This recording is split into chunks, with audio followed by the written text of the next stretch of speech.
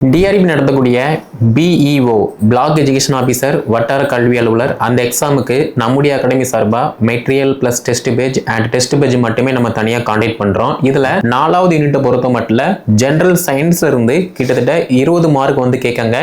இந்த 20 மார்க்கை நம்ம எப்படி படித்தோம் அப்படின்னா ஒரு மார்க் கூட மிஸ் பண்ணாமல் 20க்கு 20 எடுக்க முடியும் அப்படிங்கிற மாதிரி டீட்டெயிலாக பார்க்க போகிறோம். இப்போ கரண்ட் சுச்சுவேஷனில் நல்லா அப்டேட்டாக இருக்கீங்க அப்படின்னா ஈஸியாக வரக்கூடிய பிஇஓ எக்ஸாம் அப்ரோச் பண்ணி நல்ல மார்க் எடுத்து நீங்களுமே ஒரு கல்வி அலுவலகத்துல வட்டார கல்வி அலுவலரா பதவியில் அமர முடியும். ஓகே, கடல் நீரை நன்னீராக்குதல் அதனுடைய மெத்தட் என்ன அதை பத்தி கேட்கலாம். ஸோ கெமிஸ்ட்ரியை பொறுத்த மட்டும் ரொம்ப பேசிக்கான கொஸ்டின் தான் இருக்கும். அதுக்கு தகுந்த மாதிரி நம்ம நல்லா அப்ரோச் பண்ற மாதிரி இருக்கும். நம்முடைய ஏபிஜே குரூப்ல வந்து டெஸ்ட் சீரிஸ் அண்ட் ஃபர்தரா வந்து பாத்தீங்கன்னா மெட்டீரியல் எல்லாமே வந்து கரண்ட் சிலபஸ் பேஸ் பண்ணி பிடிஎஃப் ஃபார்மேட்டா போஸ்ட் பண்ணுவோம். அதை நீங்க 1 by 1 வந்து ஃபாலோ பண்ற மாதிரி இருக்கும்.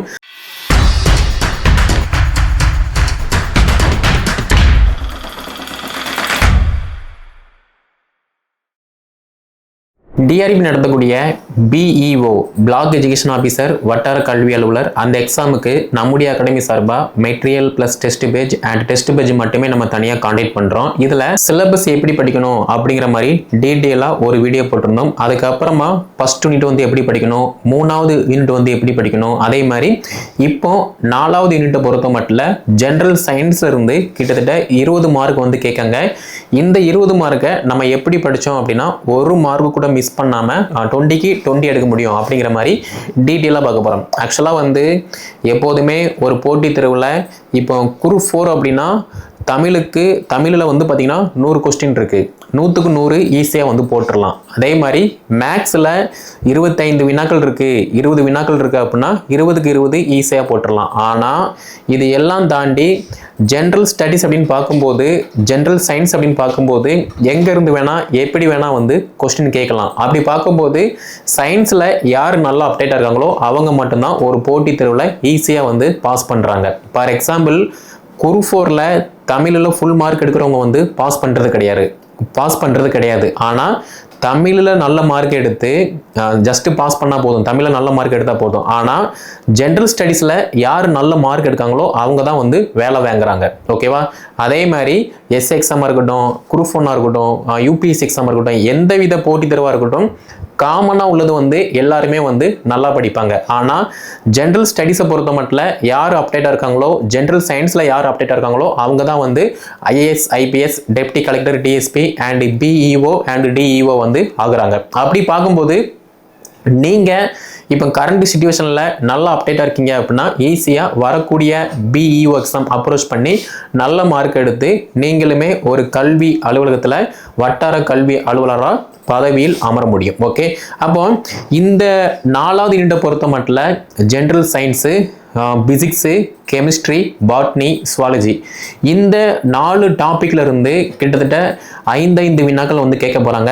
இந்த 5 வினாக்களுமே வந்து மஸ்ட் இம்பார்ட்டன்ஸ். ஃபார் எக்ஸாம்பிள் இப்போ பிசிக்ஸ் இருக்கு அப்படின்னா பிசிக்ஸை பொறுத்த மட்டும் ஒரு 6-7 டாபிக் இருக்கு. ஃபார் எக்ஸாம்பிள் யூனிட்ஸ்னா என்ன, அதே மாதிரி லா ஆஃப் மோஷன்னா என்ன, போர்ட்ஸ்னா என்ன, ஒர்க்னா என்ன, அதாவது வேலைனா என்ன, இயக்கம்னா என்ன, ஆற்றல்னா என்ன, ஒளினா என்ன அப்படிங்கிற மாதிரி டாபிக் இருக்கு. இதுல இருந்து கொஸ்டின் கேட்கக்கூடிய வாய்ப்பு இருக்கு.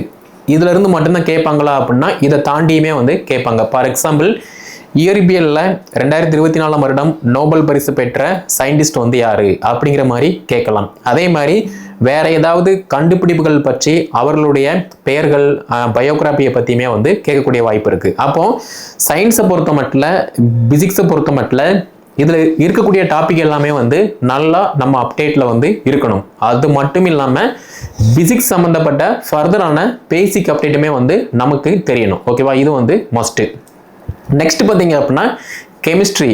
ஸோ கெமிஸ்ட்ரியை பொறுத்த மட்டும் வந்து பார்க்கும்போது கிளாசிபிகேஷன்னா என்ன, அதே மாதிரி வந்து பார்த்தீங்கன்னா டைப் ஆஃப் ரியாக்ஷன்னா என்ன, அதே மாதிரி வந்து சேர்தல், இணைதல் இந்த மாதிரி வந்து கேட்பாங்க. இதை வந்து பார்க்குற மாதிரி இருக்கும். அது மட்டும் இல்லாமல் கெமிஸ்ட்ரினாலே வந்து பார்த்தீங்கன்னா நமக்கு என்ன தெரியும், ஃபார்முலா இருக்கும், ஈக்குவேஷன் இருக்கும், சம் இருக்கும், ஸ்ட்ரக்சர் இருக்கும், இந்த மாதிரி தான் தெரியும். பட் அதை வச்சுமே வந்து கொஸ்டின் வந்து கேட்பாங்க.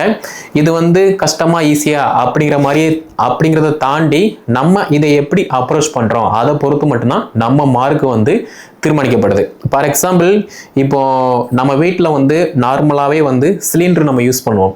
அந்த சிலிண்டரு அதில் இருக்கக்கூடிய வாயு வந்து லீக் ஆச்சு அப்படின்னா அது வந்து ஒரு ஸ்மெல் இருக்கும். அந்த ஸ்மெல்லோட பேர் என்ன அப்படிங்கிற மாதிரி வந்து பார்த்தீங்கன்னா கேட்கக்கூடிய வாய்ப்பு இருக்கு.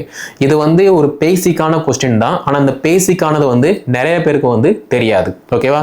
அதே மாதிரி வந்து பார்த்தீங்க அப்படின்னா இப்போ ஒரு இயக்கம் இருக்கு, பிசிக்ஸாக இருக்கட்டும் கெமிஸ்ட்ரியாக இருக்கட்டும், ஒரு இயக்கம் இருக்கு, ஒரு வேலை நடக்க அப்படின்னா அந்த வேலையில் நடைபெறக்கூடிய ஃபர்தராக உள்ள இயக்க விதிகள் என்ன, அதே மாதிரி வந்து பார்த்தீங்கன்னா வினை நொதிகள் என்ன அப்படிங்கிற மாதிரியுமே வந்து கேட்குற மாதிரி இருக்கும். இப்போ பிசிக்ஸில் ஒரு ஊசல் அங்கிட்டு இங்கிட்டும் போகுது, அலைவு நேரம் கேட்க அப்படின்னா அலைவு நேரம் என்ன. அதே மாதிரி கெமிஸ்ட்ரியை பொறுத்த மட்டும் ஒரு ரியாக்ஷன் அங்கே வந்து சம்திங் ஒன்று நடக்க அப்படின்னா அங்கே நடைபெறக்கூடிய ரியாக்ஷன் என்ன அதை பற்றியுமே வந்து கேட்கக்கூடிய வாய்ப்பு இருக்குது. ஓகேவா? அதே மாதிரி கடல் நீரை நன்னீராக்குதல் அதனுடைய மெத்தட் என்ன அதை பற்றி கேட்கலாம். ஸோ கெமிஸ்ட்ரியை பொறுத்த மட்டும் ரொம்ப பேசிக்கான கொஸ்டின் தான் இருக்கும். அதுக்கு தகுந்த மாதிரி நம்ம நல்லா அப்ரோச் பண்ணுற மாதிரி இருக்கும். ஸோ பிசிக்ஸு கெமிஸ்ட்ரி ரெண்டுமே வந்து 6 to 12 வரைக்குள்ள காமனாக உள்ள லெசன்ஸை படிக்கும்போது ஈஸியாக வந்து நமக்கு அண்டர்ஸ்டாண்ட் ஆகும். ஓகேவா? நெக்ஸ்ட் பார்த்தீங்கன்னா பாட்னியை பொறுத்த மட்டும் இப்போ ரீசன்ட் டைமில் வந்து பார்த்தீங்க அப்படின்னா எக்கனாமிக் பிளான்ஸ் பற்றி நிறைய கேட்காங்க. பொருளாதார தாவரவியல் அது மட்டும் இல்லாமல் ஒரு காலகட்டத்தில் ஒரு நம்ம வீட்டு பக்கத்தில் ஒரு செடிக்கு வந்து ஒரு நோய் ஏற்பட்டுருச்சு அப்படின்னா உடனே வந்து அந்த வேப்ப மருந்தை வந்து அடிப்போம். அதனால அந்த நோய் வந்து சரியாகும். அதுக்கப்புறமா அந்த செடியில் வந்து நல்ல பயிர் விளைச்சல் வந்து இருக்கும். பட் இப்போ உள்ள சிச்சுவேஷனில் நம்ம யாருமே வந்து நம்ம வீட்டை சுற்றி எந்த விதமான ஒரு மருத்துவ தாவரங்களோ எதுவுமே வந்து வளர்க்குறது கிடையாது. ஏன் எல்லார் வீட்லேயுமே வந்து ஒரு காலகட்டத்தில் முருங்கை மரம் இருந்துச்சு, வாழை மரம் இருந்துச்சு, தென்னை மரம் இருந்துச்சு, எக்ஸெட்ரா. பட் இப்போ உள்ள சிச்சுவேஷனில் வந்து பார்த்தீங்க அப்படின்னா முருங்கை மரம் வந்து கிடையாது. பார்க்குறதே வந்து ரொம்ப ரேராக தான் இருக்குது. நம்ம மார்க்கெட்டில் அந்த முருங்கை கீரையோ முருங்கைக்காயோ வாங்குறோம் அப்படின்னா எவ்வளவோ ரேட் இருக்கு. அப்படி பார்க்கும்போது அதை பற்றி வந்து இங்கே படிக்க போகிறது கிடையாது. பட் அதில் ஏற்படக்கூடிய மருத்துவ தன்மைகள் அது மட்டும் இல்லாமல் அந்த முருங்கை இலையினால குணப்படுத்தக்கூடிய நோய்கள், சேம் டைம்ஸ் வந்து முருங்கை இலை முருங்கைக்காயில் வந்து விட்டமின்ஸ் வந்து என்ன இருக்குது அப்படிங்கிற மாதிரி டீட்டெயிலாக வந்து பார்க்குற மாதிரி இருக்கும். ஓகேவா? நெக்ஸ்ட் பார்த்தீங்க அப்படின்னா இப்போ தாவரங்களில் ஏற்படக்கூடிய நோய்கள். இப்போ ஒரு காலகட்டத்தில் வந்து நம்ம வீட்டில் ஒரு தென்னை மரம் நிற்கி, வாழை மரம் நிற்கி, ஒரு மாமரம் நிற்கி அப்படின்னா அதில் சரியான விளைச்சல் இல்லை அப்படின்னா நம்ம ஏதாவது சம்திங் பண்ணுவோம். ஒரு இயற்கை முறையில் அதுக்கான மருந்து தொளிப்பான், அப்படி இல்லைன்னா சம்திங் ஏதாவது பண்ணுவோம். பட் இப்போ உள்ள சிச்சுவேஷனில் வந்து நம்ம அது எதுவுமே பண்ணுறது கிடையாது. ஈஸியாக வந்து ஹைஜீனிக்காக இருக்கணும் அப்படிங்கிற பேரை சொல்லி நம்ம இது பண்ணி சாப்பிட்டுட்டு இருக்கோம். அதாவது சீட்ஸே இல்லாத ஃப்ரூட்ஸு இதை வந்து நம்ம வந்து சாப்பிட்டுட்டு இருக்கோம்.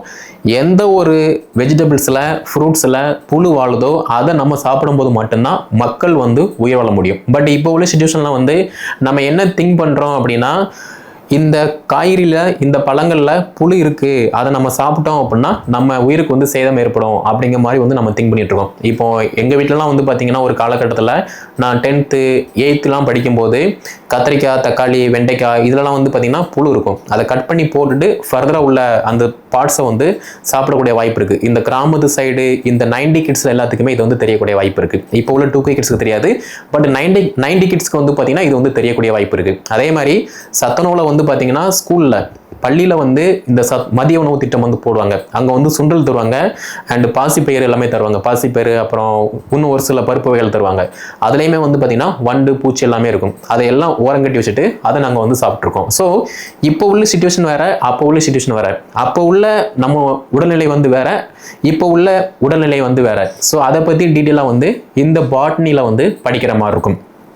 அதே மாதிரி சுவாலஜியை பொறுத்த மட்டும் இப்போ கொரோனாவுக்கு அப்புறமா வந்து பார்த்தீங்கன்னா நம்முடைய உடல் ஆரோக்கியம் எவ்வளவு முக்கியத்துவம் அப்படிங்கிற மாதிரி நம்ம எல்லாருக்குமே தெரியும். அது மட்டும் இல்லாமல் விலங்குகள், மனிதன் இந்த ரெண்டுக்குமே வந்து உடல் ஆரோக்கியம் மஸ்ட் இம்பார்ட்டன்ஸ். ஸோ மனிதனை பொறுத்த மட்டும் ஒரு காலகட்டத்தில் இருந்த உணவு முறை பழக்க வழக்கங்கள் வேறு, இப்போ 2025 இருக்கக்கூடிய உணவு முறை பழக்க வழக்கங்கள் வேறு. அப்படி பார்க்கும்போது ஒரு மனிதனுக்கு ஒரு நோய் ஏற்படுது அப்படின்னா அதுக்கான மருத்துவ முறைகள் என்ன, ஒரு மனிதன் ஆரோக்கியமாக இருக்கணும் அப்படின்னா என்ன உணவு சாப்பிடணும், என்ன உணவு வந்து சாப்பிடக்கூடாது அப்படிங்கிற மாதிரி அதையுமே வந்து பார்க்குற மாதிரி இருக்கும். அது மட்டும் இல்லாமல் வந்து பார்த்தீங்கன்னா மக்கள் தொகை பெருக்கம், சேம் டைம்ஸ் வந்து சுற்றுச்சூழல் பாதிப்பு, விலங்குகளுடைய அழிவுத்தன்மை இதை பற்றியுமே வந்து டீட்டெயிலாக வந்து பார்க்குற மாதிரி இருக்கும். அது மட்டும் இல்லாமல் நம்ம பாடியில் லங்ஸு, ஹார்ட்டு, லிவரு எக்ஸெட்ரா இது எல்லாமே வந்து எப்படி ஃபங்க்ஷன் ஆகுது அப்படிங்கிற மாதிரி டீட்டெயிலாக வந்து பார்க்கணும். அப்போ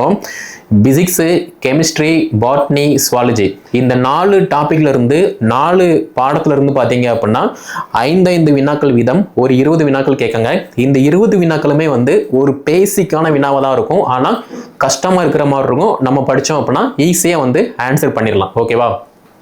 சேம் டைம்ஸ் வந்து பார்த்தீங்கன்னா நம்ம எல்லாருக்குமே தெரியும், எப்போதுமே வந்து ஒரு ஈஸியாக பாஸ் ஆகக்கூடிய எக்ஸாமை வந்து எல்லாருமே வந்து அப்ரோச் பண்ணுவாங்க. ஃபார் எக்ஸாம்பிள் டிஎன்பிசி நடத்தக்கூடிய குரூப் 4 எக்ஸாமை 10th படித்தவங்க, 12th படித்தவங்க, பிஹெச்டி படித்தவங்க எல்லாருமே வந்து முட்டி மோதி நிற்பாங்க. ஆனால் அதே இது டிஎன்பிசி நடத்தக்கூடிய குரூப் 1 எக்ஸாமுக்கு வந்து ரொம்ப கம்மியாக தான் வந்து போட்டி போடுவாங்க. அப்படி பார்க்கும்போது ஆபீசர் லெவலில் நம்ம ஆகணும் அப்படின்னா அந்த பதவிக்கு தகுந்த மாதிரி உங்களுடைய நிலையை வந்து தகுதிப்படுத்திக்கிறணும். ஓகேவா? அதை விட்டுட்டு நான் வந்து ப்ரிப்பரேஷன் பண்ண மாட்டேன், இந்த எக்ஸாம் வந்து யாருமே போட்டி போடலை ஸோ நானுமே போட்டி போட மாட்டேன் அப்படிங்கிற மாதிரி இல்லாமல் ஒரு எக்ஸாமில் 10 லட்சம் பேர் முட்டியும் போது நிற்காங்க, ஒரு எக்ஸாமில் ஒரு 1000 பேர் தான் நிற்காங்க அப்படின்னா அந்த 1000 பேர் தான் நம்ம பார்க்கணுமே தவிர அந்த 10 லட்சம் பேரை வந்து நம்ம பார்க்கக்கூடாது. அப்போ இந்த பிஓ எக்ஸாமை பொறுத்த மட்டும் நிறைய பேருக்கு வந்து தெரியாமல் இருந்துச்சு. லாஸ்ட்டு ஒரு 2 வருஷமாக வந்து பார்த்தீங்க அப்படின்னா டிஆர்பி போர்டு வந்து இந்த எக்ஸாமை காண்டக்ட் பண்ணாங்க. ரொம்ப கம்மியான வேகன்சி தான். பட் இருந்தாலுமே நிறைய டீச்சர்ஸ் வந்து பார்த்தீங்கன்னா இந்த எக்ஸாமுக்கு வந்து அட்டெம்ப்ட் கொடுத்தாங்க. நிறைய பேர் வந்து பாஸ் பண்ணி இப்போ ஜாப்ல இருந்துகிட்டு இருக்காங்க. அதில் கிடைக்காதவங்க இப்போ இந்த எக்ஸாமில் வந்து அட்டெம்ப்ட் கொடுப்பாங்க. அது மட்டும் இல்லாமல் இப்போ புதுசாக படித்து வெளியே வரக்கூடிய மாணவிகளுமே வந்து பார்த்தீங்கன்னா இந்த எக்ஸாமுக்கு வந்து அட்டெம்ப்ட் கொடுக்க போகிறாங்க. ஒரு போட்டித் தேர்வை பொறுத்த மட்டும் யாரு எப்படி வேணா போட்டி போடலாம். ஆனால் அந்த போட்டித் தேர்வுக்கு சரியான அணுகுமுறை இருக்கிறவங்க மட்டும்தான் வந்து பார்த்தீங்கன்னா பாஸ் பண்ணுறாங்க. So syllabus, previous year questions, syllabus wise வந்து நம்ம என்ன படிக்கணும் என்ன படிக்கக்கூடாது அப்படிங்கிற மாதிரி ஒரு புரிதல் தன்மையோட ஒரு தெளிவோட படிக்கிற பட்சத்தில் நீங்களுமே வந்து ஒரு வட்டார கல்வி அலுவலராக பதவியில் அமர முடியும். ஓகே, ஸோ இந்த ஜென்ரல் சயின்ஸ் டாபிக்ல இருந்து நம்முடைய ஏபிஜே குரூப்ல வந்து டெஸ்ட் சீரிஸ் அண்ட் ஃபர்தராக வந்து பார்த்தீங்கன்னா மெட்டீரியல் எல்லாமே வந்து கரண்ட் சிலபஸ் பேஸ் பண்ணி பிடிஎஃப் ஃபார்மேட்டாக போஸ்ட் பண்ணுவோம். அதை நீங்கள் 1 by 1 வந்து ஃபாலோ பண்ணுற மாதிரி இருக்கும். சேம் டைம்ஸ் புதுசாக படிக்கிறவங்க வந்து இது அவ்வளவு இருக்குது இவ்வளவு இருக்குது அப்படிங்கிற மாதிரி குழப்பம் அடையாமல் சிலபஸில் என்ன இருக்கோ அதை மட்டும் ஃபோக்கஸ் பண்ணினீங்க அப்படின்னா ஈஸியாக வந்து பாஸ் பண்ண முடியும். ஓகேவா? ஸோ நம்ம அகாடமியில் ஆல்ரெடி இருக்கக்கூடிய டீச்சர்ஸ் இதை நீங்கள் ப்ராப்பராக வந்து ஃபாலோ பண்ணுங்கள். புதுசாக நீங்கள் யாராவது படிக்க வரீங்க அப்படின்னா மற்றவங்க வந்து 1000 சொல்லுவாங்க, அதை கன்சிடர் பண்ணாமல் உங்களுக்கு என்ன தோணுதோ அதை மட்டும் பண்ணுங்க. ஓகேவா? ஏன்னா நம்ம ஒரு விஷயம் பண்ணும்போது மட்டும்தான் நம்மளை சுற்றி இருக்கிறவங்க வந்து அதை அப்படி இது இப்படி அப்படிங்கிற மாதிரி வந்து நம்மளை குழப்பி விடுவான். அதனால குழப்பம் அடையாமல் ஈஸியாக வந்து இந்த எக்ஸாமை வந்து அப்ரோச் பண்ணுங்க. நம்ம அகாடமியில் பிஇஓ எக்ஸாமுக்கு வந்து test page and material test page மட்டுமே நம்ம வந்து கான்டாக்ட் பண்ணுறோம். கீழே டிஸ்கிரிப்ஷனில் நான் வாட்ஸ்அப் நம்பர், கான்டாக்ட் நம்பர் எல்லாமே கொடுத்துருக்கேன். அதை கான்டாக்ட் பண்ணி என்ன டீட்டெயில் கேட்டு படிக்க ஸ்டார்ட் பண்ணுங்க. ஆல்ரெடி நம்முடைய பிஓ எக்ஸாம் குரூப்பில் இருக்கீங்க அப்படின்னா ஓகே. அது மட்டும் இல்லாமல் இந்த வீடியோ தொகுப்பை BSc BEd, BA BEd, integrate degree படித்து முடிச்சுட்டு இருக்கக்கூடிய ஸ்டூடெண்ட் அண்ட் டீச்சர்ஸ் வந்து ஷேர் பண்ணுங்கள். அவங்களும் வந்து படித்து பயன்பெறட்டும். நம்முடைய சேனல் நீங்கள் சப்ஸ்கிரைப் பண்ணல அப்படின்னா சப்ஸ்கிரைப் பண்ணிக்கோங்க.